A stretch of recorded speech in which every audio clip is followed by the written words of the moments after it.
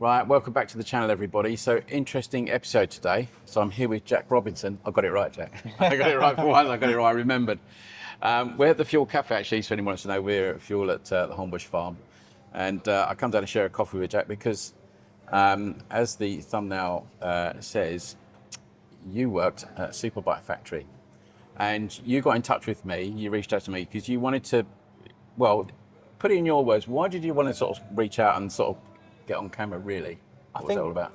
What it was, Paul, is there's a lot on the internet going around at the moment, a lot of kind of conspiracy floating around. I think it was just more for clarity, more than anything. And, you know, these people that worked with the company, there's a mass redundancy on the Europe's biggest motorcycle retailer. Yeah.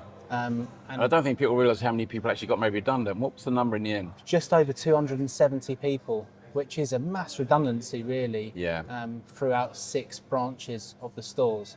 Yeah.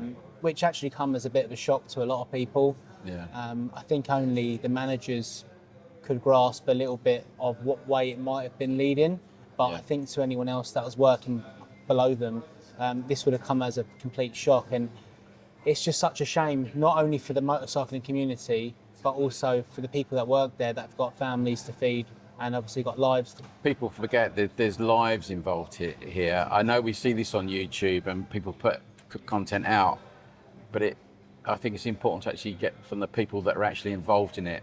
You know, we weren't involved in it, but you were in the front of it. And I met you several times as I came in to do bits and pieces on the bikes. But I'd like to get a bit of your background now before we get into the sort of nitty gritty, if you like. What? Because you've been in the industry for a long time. What's your background in it, Jack? Yeah. So, funny enough, when I was younger, I started off with a master technician through from Ducati London South, who was called Mike Dawson. He started up his own business called MD Racing. So I started up with him for a few years when I was younger, and grew some kind of like qualifications for NVQ level 1, level 2, and level 3. And then wanted to be my dream job was to be a Ducati Master Tech. So I ventured out and worked my way up, joined with a couple of companies on the way leading towards P&H Motorcycles, which were a Ducati main dealer. I joined there and I was there for 8.5 years. I got flown out to Bologna, to the factory, a couple of times a year, to obviously get all the underpinning knowledge on the most top ranges of the Ducatis. Yeah, I can imagine you're quite in demand being a Ducati tech. Absolutely. I mean, it was fun. I think anyone in the motorcycle industry understands you do it for the enjoyment of being and the passion around motorcycles. And it was fun. It was great. I had 8.5 years at P&H Motorcycles with an awesome career. Got to where I wanted to. I ventured into the Superbike world a little bit as well with Ducati Runner Tri-Options Challenge. And we had some great times. You know, it was funded sponsorship-wise by Carl Cox Motorsport. Had riders like Alistair Fagan, Dennis Hobbs, Liam Morris at the time. And we had some really fantastic times. So I've been in the industry a long time. I actually took a little bit of a step away from it when redundancies were made in P&H many years ago now. I took voluntary redundancy and moved away from the industry for a few years. And then as I was pondering back past again, one of the guys that used to work at P&H had taken on Superbike Factory, and it's the first I ever heard of it. So we'll unpick that a little bit then. So when you say they took on Superbike Factory, what's actually the story of that then? So P&H obviously, I think just obviously they weren't making enough money. Not really sure what the true understanding was why they closed. But they did shut, and Paul, that used to own P&H, is a fantastic guy to work for. But when Superbike Factory got taken over, they bought the premises. So they didn't buy the business of P&H, but they bought the premises and they kept on staff that were there. So we're sort of coming outside a little bit. So Superbike Factory. So when we talk about P&H, we're talking about the Crawley site, is it? No, P&H were only in Crawley, weren't they? They only had the Crawley site. They were there for donkey's years, not necessarily at that site, but I remember it as a kid. So we were going to P&H, like P&H, Brian Lease, and I used to just go and sit on the smallest bikes, the only one we could sit on. And that you know, well, we're going back, blimey, 45 years. So companies like P&H and that have been around for a long time, haven't they? Yeah, I mean, they had a very good business in Yeah. regards to the motorcycle community. They had the whole of the South capture of the UK. Yeah. And being a multi-franchise main dealership, you had all different brands there, and it was all mostly brand new bikes. Yeah. So because you had KTM, you had Ducati, then anyway, you had Norton for a little while, didn't you? Yeah, they did. Yeah. Yeah. So let's go to the point where Superbike Factory essentially took over the premises from P&H. So that we're not talking a long time ago, are we really? No, I think it was January 24. 24, yeah. So about not quite 18 months, 18-ish months ago. Yeah, so they took that on. So you were at P&H at the time. Yeah. And then you were were you like 2P'd over, or was it historic? How did you then join Superbike Factory? No, so what it was, I was actually passing through there, and there was a job going to help assist with the sales manager role. Yeah. So Will was the sales manager there, and he needed an assistant manager. Yeah. So I joined as an assistant sales manager. Yeah. And I'd been there I was there from the April 25 to obviously July 2026. Yeah. Things, at first it was such an exciting place to be. Yeah. So what was that? What was to actually join them as a company, and what was the actual experience like? What were they actually like to work for?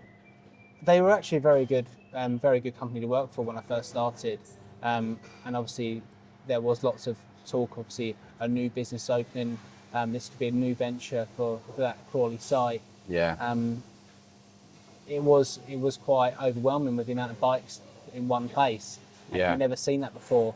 To have nearly 400 bikes in one kind of sole industry building, it was quite like, whoa, this is incredible. Yeah. And was there any concern at that point that you thought, wow, this is, I've not seen this business sort of model before, being in the industry for such a long time? Did you think, how the hell does this function?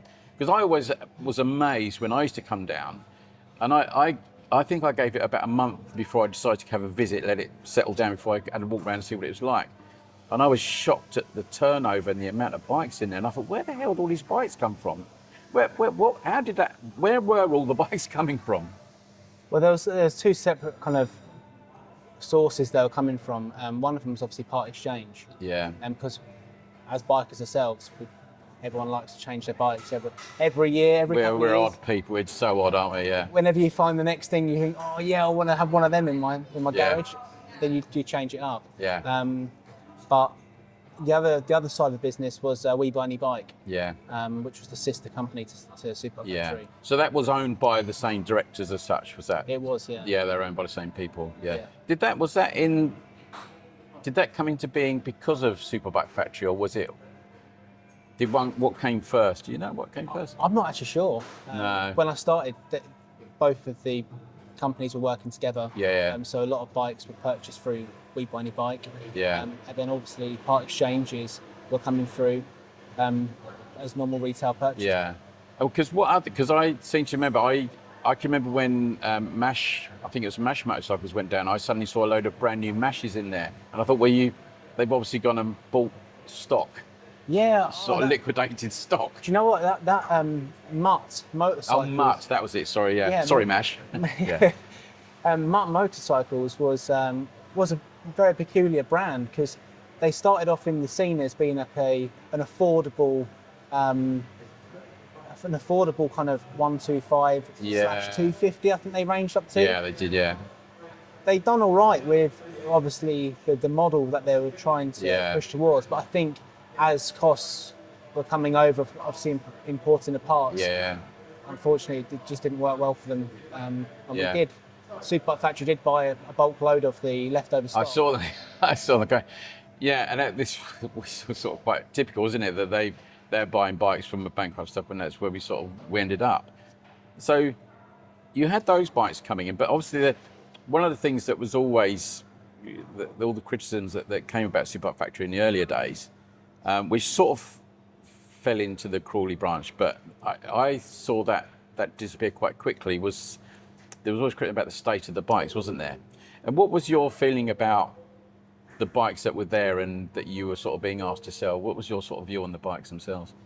I think with anyone in the motorbike industry, we all have a standard of our own bike. Yeah. We like to clean it, we like to look after it, because it's your pride and joy. It's not just an A to B. And I think that's what's nice about the whole motorcycle side of it, rather than the car side.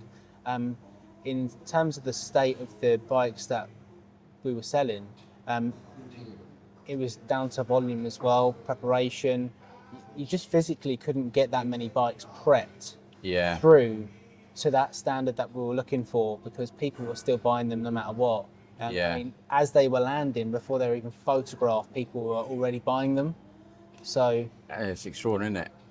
I mean, so that's the interesting, isn't it? That people were being effectively allowed to buy those bikes before they were even really checked, and because I suppose there's always that perception of people selling bikes, that amount of bikes into a business like that, is that they're quite often selling. They want to get rid of their problem, don't they? And that's just life, isn't it? People that sell bikes and cars into dealerships, randomly, it's because they quite often want to get rid of a problem, isn't it? And I suppose was that quite common? You found that problem because bikes were then coming back from customers that had bought them with issues like that. I think we didn't really have too many problems at the Crawley branch, because some of the technicians that we had there stayed on from P&H days, so a lot of them had proper knowledge in the industry and proper qualifications. And I think that was the interesting thing, wasn't it? That Crawley was I think I was told that was the first site that had a proper workshop facility and can do warranty work, wasn't it? And the others didn't have that, did they? I don't think quite in the same way. I'm not sure about the other branches, but I know that the Crawley branch had the state-of-the-art workshop. It was incredible, and so obviously I worked in there for 8.5 years. It was always the best workshop you could ever imagine in the biking industry. Everything was clean, tidy, all the ramps were sunk into the floor, there was no mess. It was such a great place to work, and all the staff as well at the Crawley branch, it was like one big family. I've heard that before, problems, people enjoyed working there for who they're working with. It was definitely different for the change of bike preparation. Just touching back on that, bike preparation with P&H motorcycles was up to a very high standard. It was almost like you're buying a second-hand bike and it's in really good condition. Because they spent the time to clean it.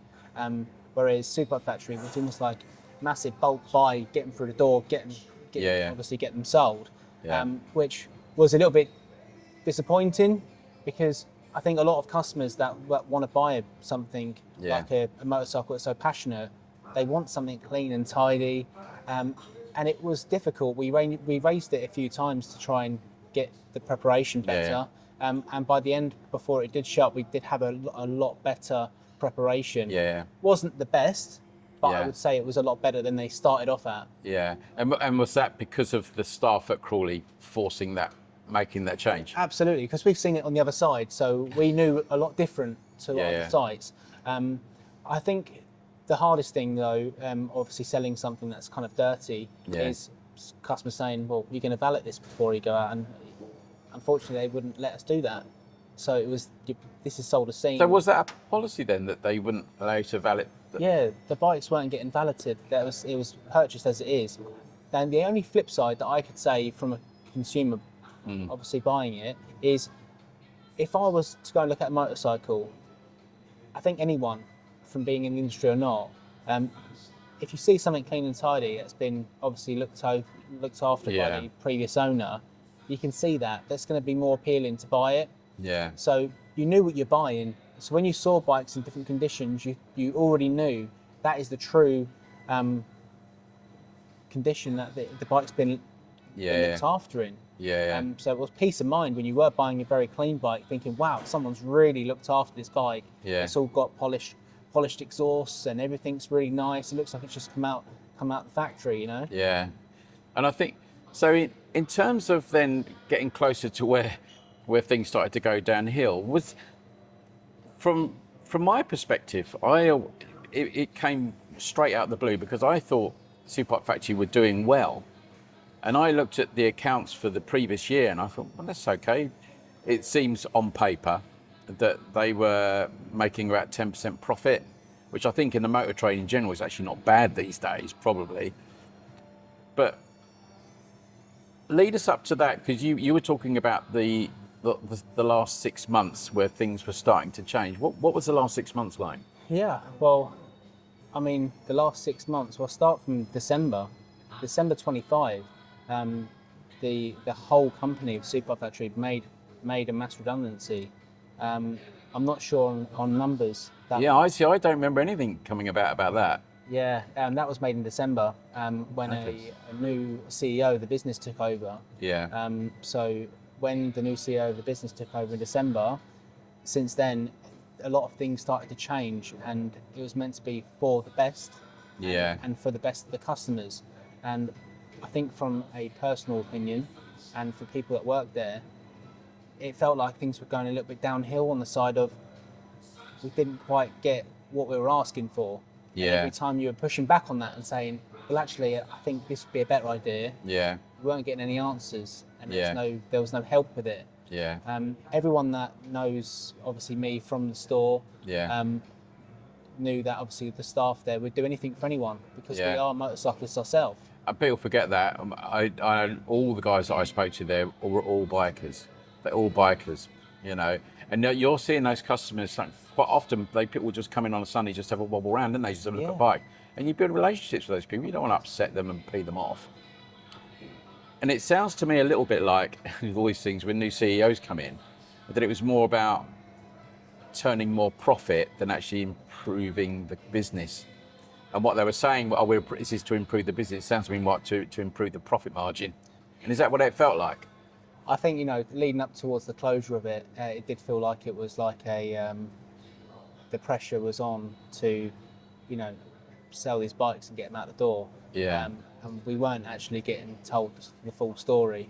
Yeah. Which was actually very disappointing, I think, for a lot of people, because if we had known, we could have maybe interjected it a little bit and made it a bit better for the people, because no one saw it coming to the day that they closed. Yeah. But leading up to it, I had a feeling something was going wrong. Yeah. And when you're getting told, park the problems and let's just focus on selling bikes. Yeah. It then becomes, why are we stepping away from the customer promise that you've just put forward to look after customers? Yeah.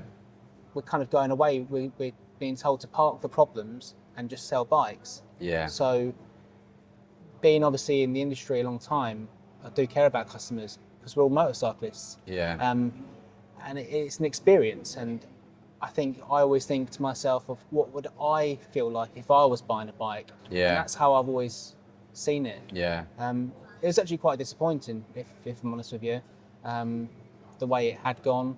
I mean, I'll just talk about obviously what the last week of what actually kind of happened. Yeah.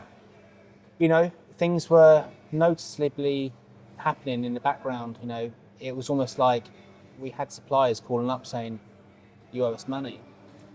That's always the danger side, isn't it? Well, it is. They're calling the landline in there. Yeah. And the sales agents are picking up the phone saying, why is this company asking us for money and saying that we haven't paid our bill? So certain red flags start appearing. Yeah. And then... And are people asking questions then? Absolutely. But we don't have the answers for them because we were all kept in the dark with it all. Yeah. We're staff asking questions of the upper tiers of management. Absolutely. I mean, I even went round personally to my staff and I said, no one knows the future of what's going to happen at the moment. And I think if anyone, is in a position where they have family and they've got obviously mortgages to pay, feel free to go and look for something just in case this does take a turn for the worst.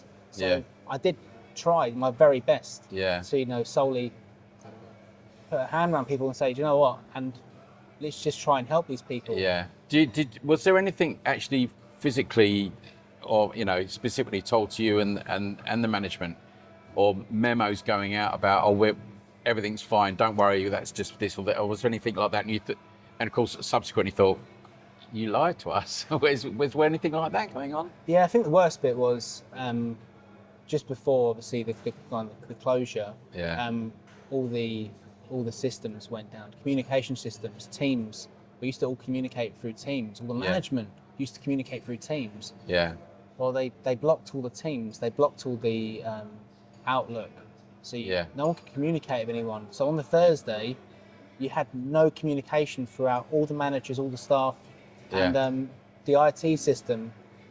The people behind the IT side of it, they were pulling everyone's laptop, logging you out. Really? And we're still being told, just sell bikes.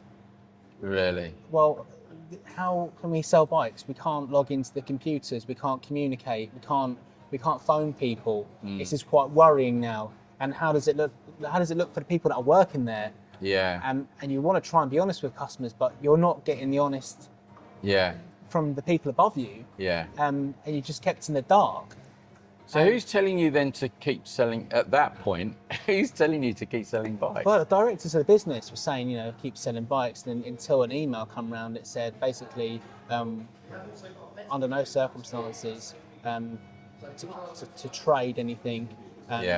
If people have got orders already, then it's fine, get them in to hand them over. But that under no circumstances we're allowed to take any kind of orders from this point onwards. And that was like a big what is going on? And we were told this is an IT system issue. I mean, even on the building at the moment, there's the A4 bit of paper that we got told to print out and stick on the window saying, we're really sorry, but there's an IT problem. Yeah, I remember that. Yeah. Just before I got logged out my laptop, I was messaging customers on the SMS portal saying, I couldn't go into detail, but I was like, your bike is all fully paid for and ready to collect. Please come and collect your bike, because I don't know what this weekend's going to entail. With these IT issues. Because as an honest person, I was like, I really want to help these customers if I can. Then unfortunately, my laptop got pulled, and that was pretty much the last of the communication that we could ever have. So I'd asked you this earlier about. Was there any point that you actually saw the directors of the business there? Did anyone ever come down to Crawley? A couple of times in a year, directors come down. The new CEO showed his face in December, January with a really positive message of leading the business forward. And unfortunately, this is only my opinion, it felt like he let it into the ground because everything we're getting promised was just going out the window. People think they've got great ideas and how it's all going to work and all the rest of it, but they don't. I don't know, I've been in a situation before when you then looked at these directors and people that come into these businesses that say they're fantastic, I'll make this a real success, when it seemed like it already was a reasonable success, and it just crumbles into the ground and they disappear. And that happens again and again. We were still selling bikes. We were doing really well. The leading months. You're in peak summer season. May to July. You're in peak season of motorcyclists, and we were still doing numbers. What we didn't have was enough stock. So we'd only stock around 300 to 400 bikes in that. If I'm going off the numbers from last year, in that one site. I'm only really talking about the Crawley site because that's the one I really knew. I couldn't really speak from the other sites. But we were half the amount. We were down to 220 bikes, 200. 210. In that building, it was quite noticeable as well because you could see the gaps building. And I've said before when I've done some Superbike factory stuff, when I went up to Donington, I remember asking the question, how the hell do you feed this monster? And there's got to come a point, hasn't there, where you reach, I call it critical mass, where there's only so many bikes, there's only so many riders and so many bikes that you can get within the country. And if you're selling so many, you expand so fast that you there's nowhere to drag them from. Where do you get them from? And that starts to show, doesn't it, eventually? It was quite apparent that, leading up to it, the purchasing team from We Buy Any Bike got told not to buy any more vehicles. Which obviously put a big strain on what we did have in stock to sell. What point was that, do you think? I think it was about 2-3 weeks prior. Oh, really? So that's pretty quick, But in terms of how we were obviously all kind of made redundant, we got told to close the door at 4 p.m. on a Friday and to come back Monday at 2 o'clock. So we come back at Monday at 2 o'clock to find administrators there leading out a contract to say, by the way, you've all been made redundant as of now. Yeah, unfortunately, that's how that works. I've been in that situation, yeah. I think some of us saw it coming a little bit, obviously with what happened prior week before, but what we weren't expecting, I think this is the most critical part, is we weren't getting paid. We've just done 20 days free labour. Yeah. And not only that, any commissions prior to the month before weren't getting paid either. Yeah. And we were told by the people there, well, you've just got to send off an email, get a CN reference number. Yeah. And once you get that, then you can start claiming a little bit of money back from the government. It's not going to be anywhere near what you're owed. Yeah. Holiday entitlement and stuff like that. I mean, it's already taken. They still haven't given us a reference number. And when we got told, it'll be a couple of 3 weeks, you'll get paid out. But no one's had anything. No. And the communication with the people that are leading it has been terrible. Yeah, because you need information from within the company. Quite often you need that information so you can take it forward. But if there's no one there to do that, you're sort of stuck, aren't you? Yeah, I mean, the best of times they were obviously criticised for not picking up the phone. So I can't imagine who's going to be giving them the answers they're looking for now, because they just don't have the staff. Yeah. And I think, seeing someone like Chris, I know he obviously reached out on social media. Yeah. I think that's out of frustration and anger as well. I really feel for him. He's one of my members of the team. I took him on. I sat down and had the interview with him, and I said, what a great candidate. And it's just really a shame to see. He's got 2 kids. He's obviously lives paycheck to paycheck. He's trying to obviously feed his family and obviously pay for his mortgage and stuff. And he's been put in this jeopardisation of being let off, and no one's getting paid. I think people forget that managers like yourself and managers within businesses that go under like that, you feel a sense of responsibility for those people because they were in your charge to start with. You do. If anything, I'm gutted. I feel like if I knew it was coming this way, I'd have probably left a lot sooner. Because I'm a very people person, and I do care about people as well as customers. And it's just so devastating to see these people are left with no job. They're crying, thinking, "Oh my God, what am I going to do now?" Yeah. And it's horrible. You've got no time to prepare for it, have you? It just goes like that, and then you're done. It hit us fairly quickly. We were hoping that obviously there was going to be a buyer for it, but I just don't think they gave anyone the opportunity to purchase it. Because from what I read about the company saying, they've been looking for a buyer, or not just for the whole of the company, but for individual stores. Yeah. When our message prior way to this was, start making every site individual. And what they could have done, which is like they could have done a redundancy at a reduced amount of people, and maybe closed a couple of stores to obviously claw some money back into it to try and push it forward. That big store there at Crawley Manor Oil, it is such a good site for the whole of the South. It's a huge catchment. It's a huge catchment area. And when you're selling that many bikes each month, there's a market there. And you think, surely that could be made to work. But so coming up to sort of today, then you think so. I suppose one of the questions people want to know, in terms of the bikes that were still sitting in that store, how many of those bikes do you think were owned by people that have been paid for and now just sitting there? Well, this is obviously the second point to obviously why I reached out to you. There's I feel really sorry for the customers. They've been lied to just as like we have. Yeah. Because we were still taking orders in, yet knowing full well that the bikes probably aren't going to get delivered to them. So anyone that had a bike for delivery that had put like £6,000 down as a deposit on a £10,000 bike, no one knows what's going to happen to them bikes. Yeah. Same with people that had made online reservations. I didn't feel like they took the online store down quick enough. Yeah. So people were still making online deposits, and who's to say they're going to get that back in good time? And also as well, I know personally customers from the P&H days that actually part exchanged their bikes with We Buy Any Bike. And We Buy Any Bike on the Monday took the bike off the customer, hadn't paid the customer. So that's the Friday. That's the Monday after the Friday you stopped trading. The Monday before the Friday. Oh, the Monday before. Okay. Had collected the customer's vehicle. Yeah. Through We Buy Any Bike. Said no worries, we're going to make arrange payments within 3 to 4 days. By the Thursday, they haven't got any payment for their bike. The title's been switched over, and obviously the loan company, the financing of the vehicles, have now put their marker on it as well, and the customer's got nothing. Yeah. They've got nothing to say that, when am I going to get my money? Yeah. There's customers out there, tens of thousands of pounds out of pocket. Yeah. So, although the staff haven't been paid, also what about the customers? Because where is all their money, and how are they going to claim their money back? Yeah. And unfortunately, with a lot of these things, it tends to be when administrators take over,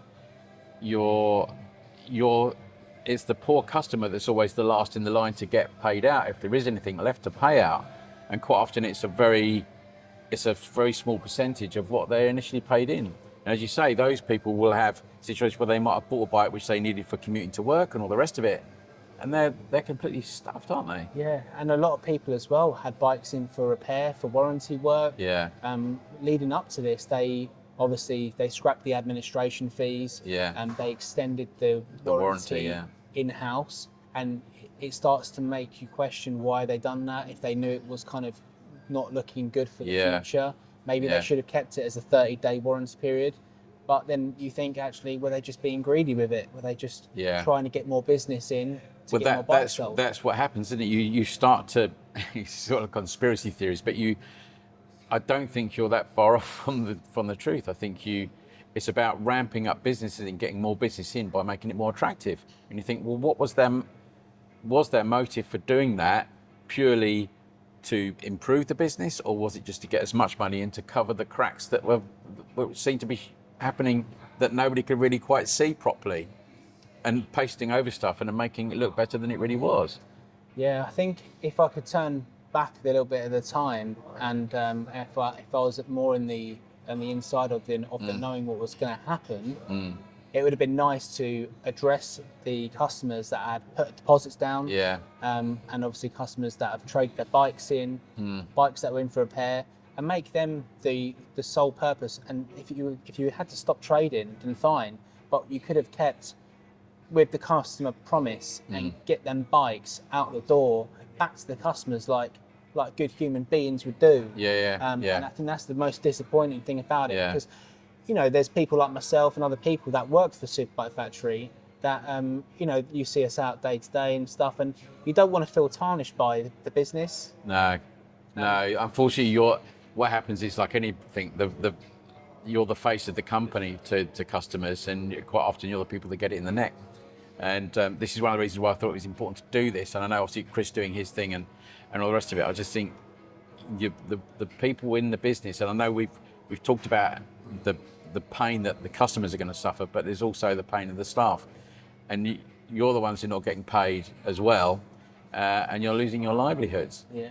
So in terms of, obviously it leaves a bad taste in your mouth at the end of it. But is there any advice you can give to customers you think might be useful for now and in the future? Yeah, I think with anyone, I think you need to protect yourself. Yeah. I think you need to be thinking, no matter how big the business is, if you're going to part with your asset, where is your kind of your safety net? Yeah. If you're going to receive money within 3 to 4 working days, should that be a bit of a worry and think, well, hang on a minute, I'm handing over my BMW S1000 RR. Yeah. You've got 15 grand of bike there. Where's my money? Why do I have to wait 3 days for it? Yeah, that's right. So if I'm parting with that, so why true. are you not parting with your money? Yeah. I think obviously the message to customers now is just be very mindful of how business has been done. It's so the bike trade, the bike trade is so volatile as well, isn't it? Yeah. And you don't know if it's people you don't really physically know. But even that's not always a guarantee. But you don't put, like, think all eggs in one basket, but don't hand over everything until you're absolutely sure that you're going to get what you came in for back. Of course. I think if it's a case of, if you're buying a bike, I would probably say as a a good way of looking at it, and being in the industry to see it firsthand. If you look at buying something and you know you're buying it, try and get that process done within a very small period of time, so that you know where you're at with it. So you put the deposit down one day, and then the next day or the day after, you come in and make the full balance payment as you're collecting it. So, you know, if anything does happen, you know, there was only a small amount of money there. Rather than giving everyone everything. And then just obviously being left in the dark and putting yourself in a bit of danger there. We're so used to, aren't we, paying for goods without even seeing it, and it's like the Amazon effect, and Amazon and, you know, Vinted, all the rest of it, even the small amounts. We just buy stuff and we think, oh, it'll turn up. And we've got used to that pattern of buying things, haven't we? But when that transfers into big ticket items, and then we suddenly, you know, we think, I'm never going to get conned, I'm never going to get caught out like this, but we do. We still do, and that's the tragedy of it. So in terms of, how do you think to sort of wind things up, how do you think the bike industry is going to be going forward now? Because it is so volatile. What are your thoughts on it? If I'm honest, it's hard to tell, but I'd like to see the industry grow, and maybe, I'm just putting it out there, with such a big retail side of the motorcycling business being closed now, maybe it's quite nice to see smaller dealerships that actually look after their customers and want to do well for the biking community and people, to maybe give them the opportunity to buy bikes at a better rate, better cost, because then the market's not been dominated by one person. So they haven't got to go to BCA auctions to go and buy their bikes or anything like that. They can actually get genuine part exchanges, or if they are buying bikes to retail, they can get them from a source where they could make a little bit of profit on them. And obviously it does reflect on the local customers. They're going to get the business because the bike's going to be thoroughly checked over. You might want to go back there for servicing and stuff. So I think the smaller businesses now, it'd be nice to see the smaller retail side of it in smaller areas actually grow with good customers, good people. The only question is where's all the mechanics nowadays? I mean, I put my tools down a little while ago, and it makes me think to myself today, thinking, do I pick the tools back up again and start doing the right thing? I think you'll have work forevermore. I really do. But it's the same with things like gas fitters and electricians, aren't there's a limited supply of that. And in the bike trade, this is going back to your point about the small businesses. You know, I deal with Billy's in Paulborough, great guys, absolutely love them, and they're flat out. They're flat out with work. You know, and you think you could extend that to 3-4 more bays, and you could get staff in there to do that. I think it's important to have smaller local businesses like Billy's. I mean, the guys down there, I know some of them firsthand as well. They're great. They're a great bunch of people, and they've even reached out and said that, you know, with obviously the redundancy's been made by Superbike factory. They've reached out and put a post out and said, saying that if anybody's interested in some work, let us know. Isn't that so nice of someone? And that's the biking community, isn't it? That's the real biking community, isn't it? That do that. People care. That's what. Yeah, that's right. Well, I think that sort of covered it, really. You know, it was a sorry situation that, even though I've seen comments people say, "Oh, I saw this coming, this was going to happen," and I thought, well, I don't know. I think even people within the industry didn't quite see it coming, and it was still a shock. But you know, we are where we are with it at the end of the day. That's it, and I think sometimes you the anger and stuff, you just need to let it go and go, do you know what? It is what it is. You can't control it, and at the end of the day, you were there getting paid to do a job. And I was doing everything I could, and I know my team as well were doing everything they could in the customer's interest, because we had that good working people there that actually did care about customers. And even in the clothing side of the business, you know, the ladies in there and stuff, they're gutted. They love doing their job, you know. And how often is it to get a crash helmet and actually get it fitted correctly, rather than just buying it off the shelf and going, oh, hopefully that fits. It's such an important experience to making sure you're buying like protective clothing that actually fits properly. So who knows where the industry will go? All I know is as well, you know, hopefully it take a tumble for the. And there's a market there. We know there's a market there, and Superbike Factory proved that there is a market there. But it's just managing it properly that it's sustainable at the end of the day. But there we are. Thanks for that, Jack. No, much appreciated. It's been really nice to meet you and to talk about it. And I hope you've got a bit of a clear idea of what was going on. All right, take care, everybody. See you in the next episode. Cheers, guys.